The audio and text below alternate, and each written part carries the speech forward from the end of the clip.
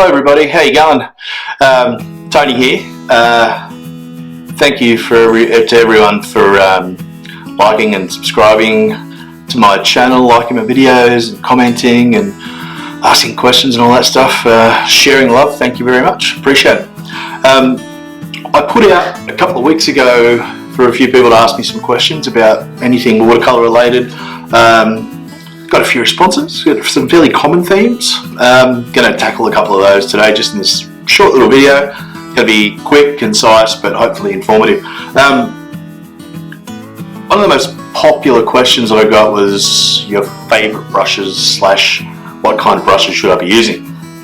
I being you, them, they. I've got a few, I must admit. As far as synthetic versus natural hair goes, both, a bit of both here and there. So what I mean by that is have some synthetic, some natural, and a couple of hybrids. It's always good. Little hybrid is good for that stuff. Probably the one I use the most for big, well, not big, like washes on say a quarter sheet size, something like that. Are these cheapy, can you see it there? Yeah. The cheapy Chinese calligraphy brushes, I think that's about 20 bucks or something like that. I'll just wet it, just to show you. It comes to a really nice point. Check it out, yeah, got it. And they're long, they're not mega fat or anything like that, but they hold a lot of water, so good for washes, really good, nice fine points, big areas as well. I do have similar kind of design, but it's a mixture, it's a blend. It's an Art Spectrum French watercolor brush. This is a size 8, I think it's one of the smaller ones. But really good, holds a nice point, comes to a nice point as well. But it's just good for sort of a little bit sort of smaller areas.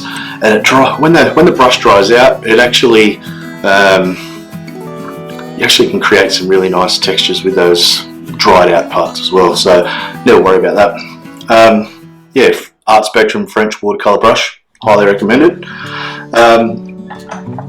Another Art Spectrum I've got is Kolinsky, my Red Sable.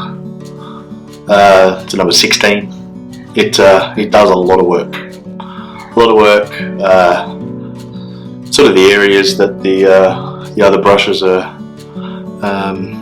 just too big for or too small for. This is really nice. That size 16, big enough to do a lot of sort of coverage, but also fine enough for some more delicate stuff as well. I like this. It's good for using, some nice little detail with thicker dry brush sort of marks. It's actually a Jackson's, just a Jackson's Art. It's just a bog standard white Taklon. Nice point. They're pretty cheap too. Art Basics do a really good one, which I'll be getting from now on as well. Same thing, but it's an Australian company, so I'll like to support it. Really good. I'll take photos of these as well individually, put them up so you can see what I'm talking about. It's a number 12. Now my little riggers. I've got this, what is it, size 0, it's like an old Winsor & Newton thing or something. It's just a really nice little rigger, that just for some fine lines and things. It's good, I don't know, riggers, pretty boring. This Art Basics one's really nice too. It's a bit fatter, a bit bigger, it's a longer handle.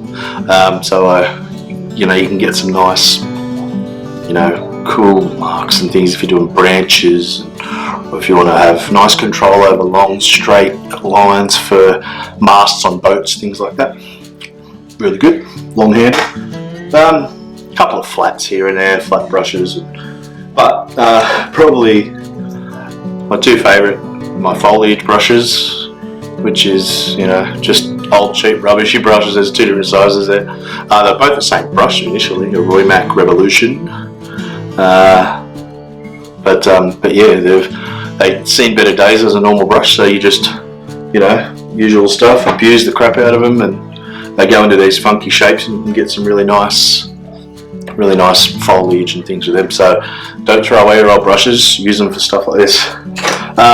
Finally, my most recent acquisition, and probably my favourite brush to use now because it's just so much fun to use, is an Art Basics dagger.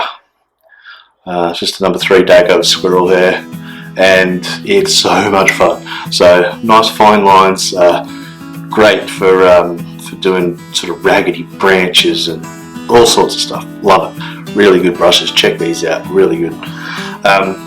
I'll put links down in the comments as well, or in the show, or the video notes about where you can purchase this stuff if you want to. Those brushes, I mean, try them all, use what you like. That's the go. There's no real rocket science to it. Paper. It's the only thing that I'm quite pedantic on. For a cheaper alternative, something that's I've used quite a few times and I'm getting some decent results. It reacts different. The surface is a little slipperier than I'm used to, I think, but it's good value. It's this Magnani rough paper. It's high white, so it's very white. Does a decent job. Art Spectrum, it's an Art Spectrum product. Do a really decent job and really good for sketching, all that kind of stuff too. If you're into doing your value studies and all those sort of things, really recommend it. Get a couple of pads of these. They're great to have around with you. Arches and Saunders, probably the industry standards, which either or would be fine. I'm used to Saunders. I love it. Every time I go back to Arches now, it feels funny. It stays wet a lot longer. It's just weird. I'm just used to Arches now, to Saunders rather, and I love it. I cannot get enough Saunders. This is not a paid advertisement, by the way. Saunders Waterford rough. I always use rough paper. It's just better for cooler textures and things like that. So. You can do more with it. Always get, if I was having a bit of advice, always get a 300 gram paper, just because it's heavy enough you don't have to worry about stretching it and all that rubbish. Just paint. It's good. The St Cuthbert's Mill guys that do the Saunders Waterford paper, they just do really good work. It's really consistent. It's cheaper than Arches. Or Arches, however you want to say it. Arches, it's cheaper than that. So yeah, get into it. It's really good. I did get asked to talk about getting ripples on water, like for as far as a technique goes. There are many ways you can do it. I think if you're looking at ripples, like you're talking about not a real wild day or anything, but just gentle sort of ripples. Best way to do it, I find, is do your wash, your flat wash. If you check out, I've got an article coming out in the next month's Australian Artist magazine on water in particular. If you check out that, you'll see what I mean. But I think if you do your normal wash, grade it stronger to the front, so it's light and gets stronger to the front, and then when it's half to 3/4 dry, just go in with some thicker pigment and just do a couple of little ripples then. So you want them to be soft, but you don't want them to be so soft that they just disappear into the wash, but you want them, you don't want them to be hard edges too. So you want nice little ripples under it so they soften out nicely and they end up later on just being underneath. They give the water a bit more depth and a bit more texture. That's kind of it. It's sort of hard to explain without showing you, but I've done other videos on here. I think there's one in particular, some boats in a harbour somewhere, that you can check out. It's got that technique on there. I'll bring you to my last question that I got a lot. That was your favourite colours. What is your favourite colour to use? If you had to pick a colour in your palette that you can't do without, what would it be? For me, and anyone who's ever been to any of my workshops will know how much I love this. And it's the only one I find. There's other brands that do it, but it's lavender. Hopefully you can see that the right way around. It's Holbein. It's a Holbein colour, but I think Daniel Smith do it, Schminky do it, so I can't wait to get my hands on the Schminky one. That's going to be really nice. Something like that, like it's fairly chalky, but it mixes really well in small quantities with, say, burnt sienna, something like that, to have a nice, it's just a nice colour, nice background colour to use. Another favourite is Art Spectrum's Australian Red Gold. Hopefully I'll be able to flip this this video so it reads properly. Australian Red Gold, and it's just really nice. It's what I use as my orange these days. This and another one which I'll show you in a second. Really like it. Just really bright, but it doesn't overtake. Mixes really well. Really nice greens. That other one I was telling you about, Schminky Transparent Orange. It's quite bright as well, and once again mixes incredibly. Really nice colour. Schminky in general, here we go. My neutral tint, the only one that I like is Schminky, and it's because it's not black. There's so many neutral tints out there that are just black, and it's just, they're too strong, they just overtake, they're just dead and horrible. The Schminky's got life to it. It's quite a warm, I don't know, purpley, kind of warm tint.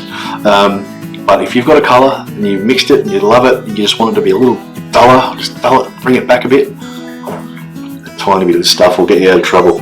Now, another couple of colours that I really like, Schminky wise, Schminky, my favourite paints of all are the Quinacridone Magenta, the Quinacridone Violet, and their Scarlet Red, which is, I've been using Pyrrole Red for a long time. It's like a really bright red. Different to Cadmium Red. Cadmium Red will be nice to look at, then it dries off and it's dull as anything. So, dull as, I don't know, it's dull. That shit. It's dull. But this is really nice. This Scarlet Red, it's their Pyrrole pigment. It's beautiful. Check it out.